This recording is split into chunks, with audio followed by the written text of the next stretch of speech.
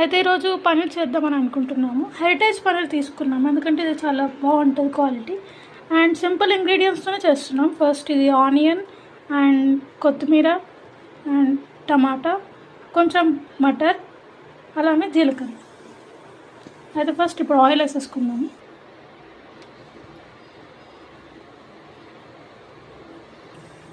ముందుగా కొంచెం జీలకర్ర, తర్వాత ఆనియన్స్ వేసేసుకోవాలి. ఆనియన్స్ కొంచెం ఎర్రగా అయిపోయాక జింజర్ గార్లిక్ పేస్ట్ వేసేసుకున్నాము. బాగా కలిపేసేసుకోండి. తర్వాత పచ్చి బఠానీలు వేసేసుకోండి. మళ్ళీ బాగా కలిపేసుకోండి.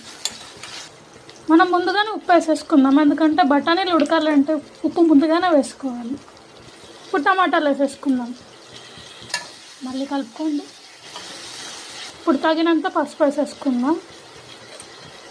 ఇప్పుడు కారం వేసేసుకుందాం. ఇప్పుడు మిక్చర్ అంతా బాగా కలిపేసుకోండి.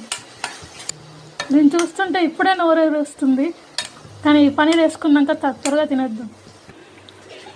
పన్నీర్ని ఒక్కొక్క ముక్కల్లో ఇలా బాగా కోసుకోండి. ఒక 30 సెకండ్స్ ఉడికినాక పన్నీర్ వేసేసేయండి. పన్నీర్ని బాగా కలిపేసుకోండి. దీన్ని చూస్తుంటే ఇప్పుడే తినేద్దాం అనిపిస్తుంది, కానీ కొత్తిమీర వేసుకున్నాక ఇంకా టేస్ట్ బాగా వస్తుంది. సో కొంచెంసేపు ఉడకనిద్దాం.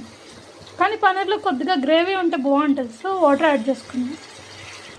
సో ఇలా కొద్దిగా ఉడుతున్నప్పుడు ఇదేదో కొరియాండర్ పౌడర్ అంటే చాలా బాగుంటుంది, సో ఇది కూడా వేసేసుకుందాం. అయిపోయి మా పన్నీర్ చాలా రెడీ అయిపోయినట్టే. కొత్తిమీర వేసుకొని ఇంకా తీసేయాలి అంతే. అయిపోయి మా పన్నీర్ అయిపోయింది. సో మన పన్నీర్ బఠానీ అయిపోయింది.